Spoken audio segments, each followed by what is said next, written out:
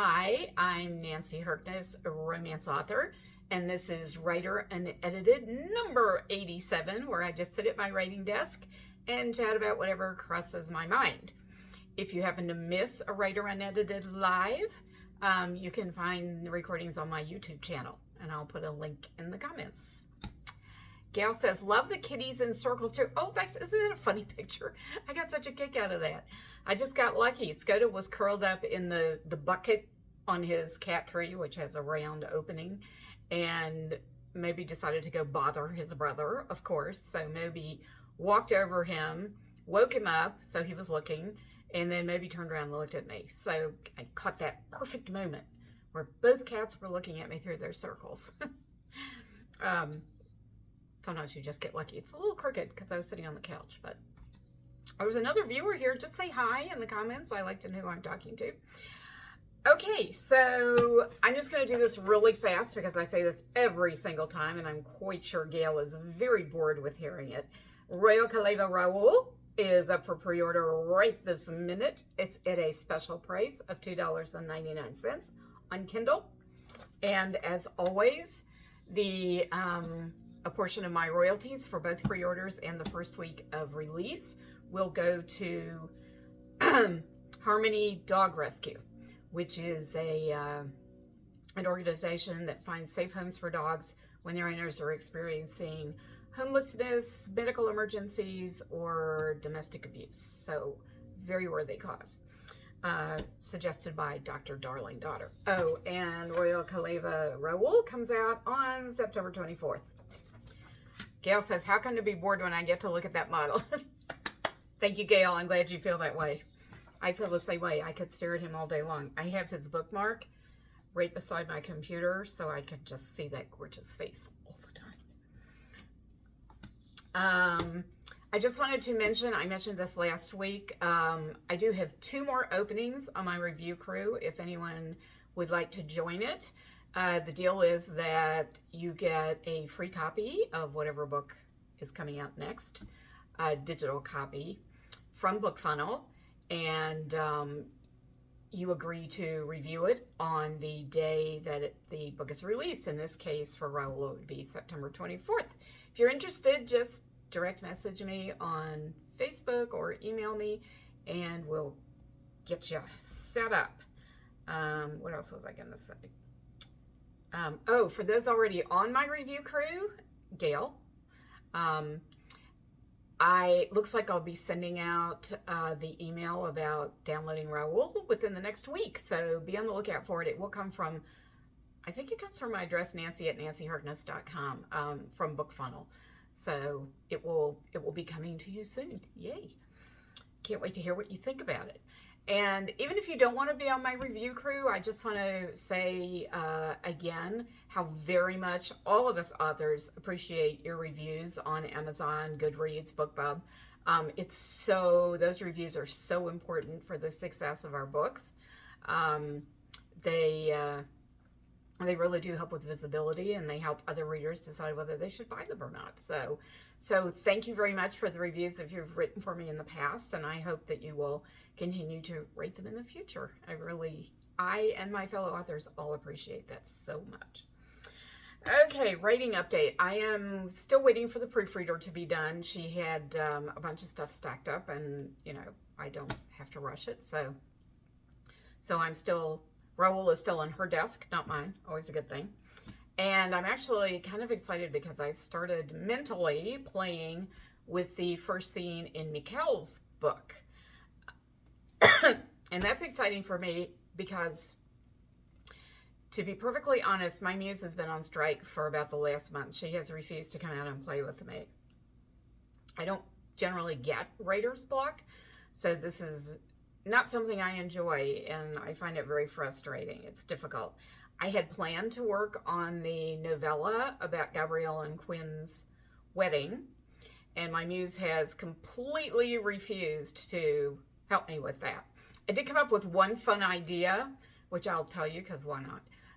I decided, you know how in England, the royalty, when they're doing something ceremonial, they get in that beautiful gilded carriage with all the beautiful horses pulling the carriage, and they parade through the streets of London, well, through some part of London.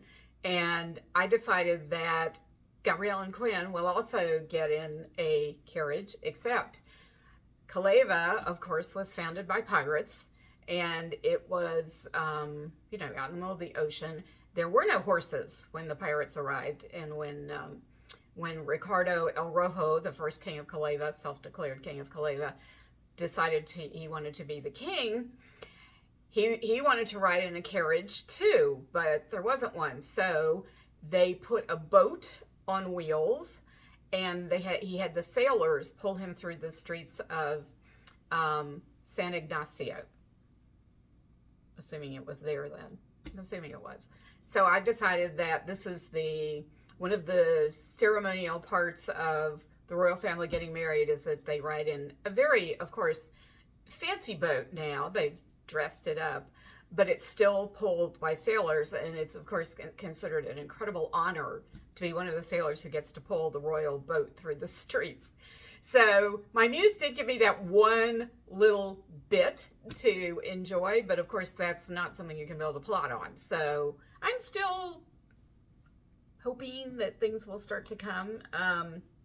So that's why having an idea for Mikkel's first scene is just making my heart palpitate, because it means that my creativity is coming back. I guess my muse just needed a recharge. She needed a month off, because it's been actually probably a little over a month since I've been able to write anything. I was doing some editing during that time. I will say that. I did copy editing, but that doesn't usually stop me from writing. Gail says, oh, the carriage boat sounds cool. Quinn is going to be, yeah, Quinn thinks the whole thing is ridiculous, of course, and overwhelming, but she's being a good sport about it because she loves Gabrielle. And of course, she's come to love his family too, and she understands how very important an event like this is for the royal family. So she's going along with the whole thing. Okay, so because I don't have any, rating stuff to talk about, I thought I would talk about one of my sale books, The Money Man. So this one is on sale this month for, I forget, $2.49. Actually, for 2 more days, because this month is almost over somehow. So it's $2.49 on Kindle. It's The Money Man, and it's the first book in my Consultants series. And it stars Alice Thurber and Derek Killian. And I always get a kick out of it because readers who are accountants love this book, because they said very few people consider accountants sexy. And both Derek is a very high-powered consulting accountant, the money man, and Alice is a bookkeeper in a small New Jersey town. And for those who don't know the premise, Derek's very high-powered consulting firm has started a small business initiative where they want to give back, basically, because they remember when they were new and struggling and small. So they set up a service where if a small business is struggling with an issue, they can come to KRG and get free help. So Alice is having problems with getting books to balance, and so she enlists, she applies to KRG to get their assistance. And Derek Killian, being the head accountant, is the one who comes to her aid. And what was fun about this for me is that I decided that Alice is a very old-fashioned romantic. She loves the novels of Georgette Heyer, who wrote Regency romances. And I love the novels of Georgette Heyer because my grandmother got me hooked on them. She would read a novel, and then pass it on to me. And they're just wonderful, wonderful books. They're gorgeously written. They have fabulous characters, fabulous costumes, of course. Just one note, if you think you might like to give Georgette Heyer a try. These are the old-fashioned Regency romances, and they have no sex in them. They have often barely even a kiss. So they're not hot, but they're witty and they're fun and they're charming. And I thought it was fun because I put a lot of Georgette Heyer references into The Money Man, and I don't remember all of them, of course, but I did remember a few. So one of them is that Alice's cats are named after Georgette Heyer heroes because they're both boys.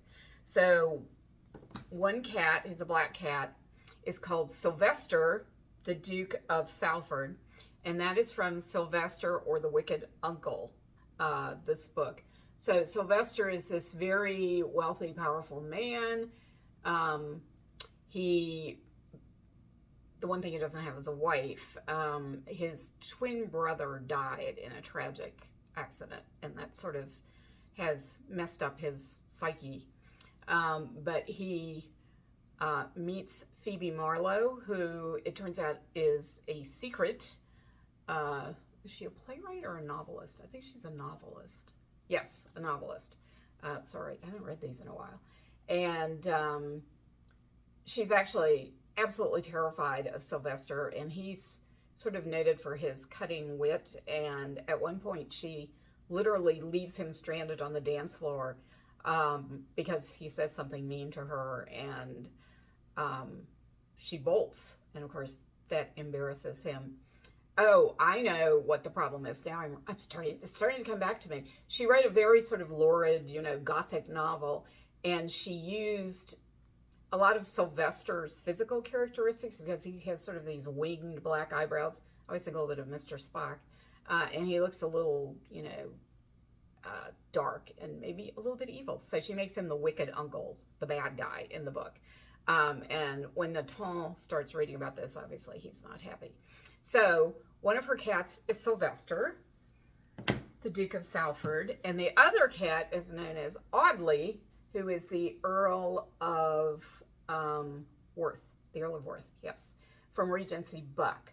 And so in Regency Buck, the story is that Judith, the heroine, and her brother, their father dies, and they're young adults, and because the will that their father was the way the will was written, it left their guardianship to the Earl of Worth. It didn't specify which one, and it turns out that the Earl of Worth's father also just died, and so he is not a whole lot older. Well, I think he's 30. I can't, I'm not sure you ever really know how old people are in her novels. Anyway, he's, of their age, essentially, well, certainly of their generation, and he falls in love with Judith, but because he's her guardian, he can't admit that, obviously, or act upon it. And I have to say, this is sort of an early consent novel, which you gotta, sort of it's a power dynamic thing where you don't abuse your position to, further your love interests or your sexual interests. And that's kind of nice, right? She did this back, I don't even know when, because this is a reprint, so I doubt that it has the correct date. Second printing was 1967. So, 2 cats. And then, so the ringtone on her phone is a minuet, and she drinks tea, of course. And in her entrance foyer, she has a picture on the wall of Ada Lovelace, who was Lord Byron's daughter, who was also a mathematician and was credited with writing the first computer program. So I had all this fun sort of putting these touches in, that were references. And then at one point in the book, she is reading, where's the book? Here it is, Arabella. And the hero of Arabella's name is Mr. Beaumaris. Arabella was one of my early favorites because Arabella is the daughter of a vicar. She has no money. She's quite pretty, though, and she gets sent off to London, I think, to come out with her aunt or something. Her aunt's going to sponsor her into society. And on the way to London, the wheel of her carriage falls off. And they're in front of this country house, and so they trek up to the door of the country house to get assistance. Well, the country house belongs to Mr. Beaumaris, who is fabulously wealthy, and I think the younger son of a duke, if I remember correctly. Um, and Arabella, as I said, is poor as a church mouse, but I guess has wealthier relatives. But anyway, they ask for aid, and a storm comes on, and they can't get the carriage fixed, and so Arabella has to spend the night at Mr. Beaumaris's house. And as she's coming down the stairs for dinner, she hears Mr. Beaumaris talking to his friend who's visiting, forgotten what his name is, who says, very cynical. He says, "Oh, you would not believe the number of eligible young women who have broken down on my doorstep, have twisted their ankle while I'm walking down the street." I mean, he's just completely convinced that Arabella is just another fortune hunter trying to find a way to, compromise him or something. Well, she hears him. She gets very, very annoyed by this. So she goes back up the stairs, gets her duenna to say she'll follow Arabella's lead. So then Arabella proceeds to walk down the stairs again, talking to her duenna and saying, basically, "I'm so tired of all the fortune hunters coming after my fortune. It's just so tiresome and such a bore and da-da-da-da-da." So she's pretending to be rich. So Mr. Beaumaris hears her, which was her intention, and mayhem ensues, basically. Mr. Beaumaris actually figures out pretty soon she doesn't have a fortune, but he's quite entertained by her. And of course, eventually they fall in love. And my heroine, Alice, thinks of Derek as Mr. Beaumaris throughout a lot of the book. So I'm not really sure why I chose Mr. Beaumaris in particular, although I always liked him. One of my favorite little fun things in the book of Arabella is that she has no money, right? But she has one pearl necklace, and she basically wears it to every party that she goes to. And because Mr. Beaumaris has actually helped spread the word that she's rich, even though he knows she's not, because he's making trouble for her, basically. All of a sudden, it becomes a fashion in the younger set to wear very simple jewelry to parties, like pearls. And it's pretty entertaining because, of course, she does it of necessity. So Gail says, "I loved your series. The consultants." Thank you, Gail. "I passed them along to a friend, who is now deceased." Oh, I'm so sorry. That's sad. "But I'm sure she passed them on to her sisters." That's lovely. "Not sure about the Regency reads. Not really my thing, but some are fun." Yeah, I mean, I get it. Not everybody loves them. I just, Georgette Heyer is one of my comfort reads because she's from my childhood. So what else? So once Alice and Derek get together, they go to Bath, England, to the pump room to sip the disgusting mineral water there, because that's where Georgette Heyer's characters all go. It's a social scene mostly, but and I just decided to throw that in. And then in the proposal scene, which, me, I love writing the proposal scenes. They are so much fun. And this one I had a blast with. It is so Georgette Heyer. So I don't want to ruin the whole thing for you, but basically several heroes get mentioned in that. There's Mr. Beaumaris. There's the Duke of Avon, who's from These Old Shades, which is also a fantastic one, but I won't go into that one. There's the Marquis of Alverstoke, the Marquis of Alverstoke from Frederica. This is one of my all-time favorite Georgette Heyers. There's one scene that makes me laugh so hard my ribs hurt. It's one of her funnier ones. Also, I love the hero and the heroine. Really strong ones in this one. And then the other one, and this is probably my all-time favorite Georgette Heyer book, is Lord Damerel from Venetia. And the reason, one of the many reasons I love this so much is that they quote like poetry to each other, just sort of lines of poetry. And of course, I just find that really fun. And it's again another country girl who, except this time they don't go to the city. Lord Damerel comes back to his estate in the country, and he's always been described as sort of a boogeyman. He's been sort of, used to frighten small children because of his wicked ways. And so he and Venetia encounter each other unexpectedly, not knowing who either one is. And the first encounter is really fun. So that's me and my Georgette Heyer addiction. Does anyone have questions? Gail, you have any questions? What is this? Sorry. So I'll go into sale books then.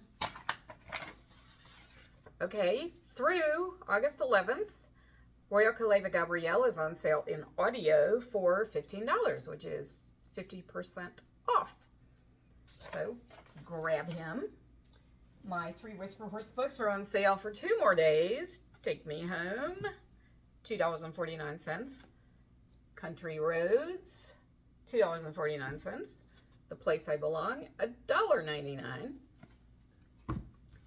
I don't know how they set these prices. Again, 2 more days for Second to None, the kickoff novella for the Second Glances series for 99 cents, because it's a novella, so it's short-ish. I don't really write short. And I'm going to tell you a secret. Starting August 8th, Royal Caleva Gabrielle will be on sale for 99 cents in digital, on Kindle, for a very limited time. So if you haven't already bought Gabrielle, you should grab him while he's cheap. But that's not till August 8th. And that's pretty much all I've got. My next live will be August 6th at 2 p.m. as far as I know.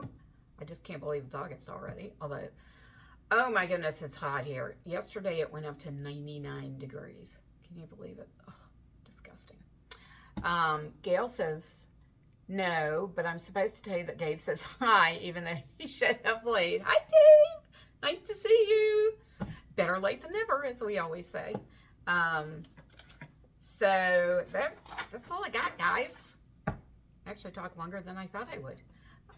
Probably because I love Georgette Heyer so much, so I enjoy talking about her books. And I do recommend them, but they're a little old-fashioned.